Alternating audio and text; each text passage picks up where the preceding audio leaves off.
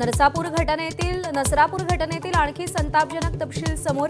अत्याचारानंतर चिमुकलीचा मृत्यू झाला की नाही हे पाहण्यासाठी छातीवर बुक्के मारले। ससून रुग्णालयाच्या प्राथमिक वैद्यकीय अहवालात उल्लेख। पश्चिम बंगालमध्ये निकालानंतर हिंसाचारात 3 जण ठार। मृतांमध्ये 2 भाजप आणि 1 तृणमूल काँग्रेसचा कार्यकर्ता। हिंसाचार करणाऱ्यांविरुद्ध कठोर कारवाईचे निवडणूक आयोगाचे आदेश।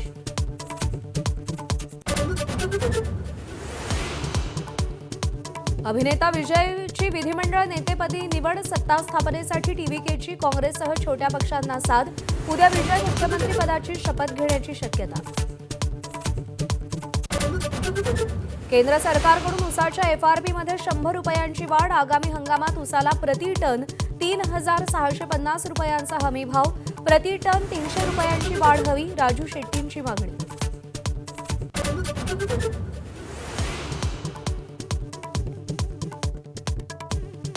स्पर्धा परीक्षेची तयारी करणाऱ्यांसाठी खुशखबर। आता MPSC तलाठ्यांचीही भरती परीक्षा घेणार। 1700हून अधिक पदांच्या भरतीसाठी तयारी सुरू।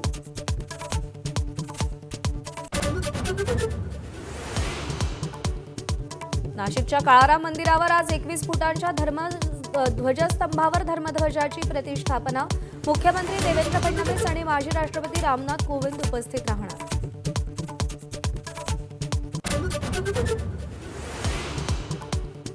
इराण विरुद्धचं युद्ध थांबवल्याची अमेरिकेची घोषणा। इराणसोबत आता फक्त अणुविकास कार्यक्रमावर चर्चा। परराष्ट्र मंत्री रुबियोंची माहिती। अमेरिका होर्मुझमध्ये ऑपरेशन फ्रीडम चालवणार।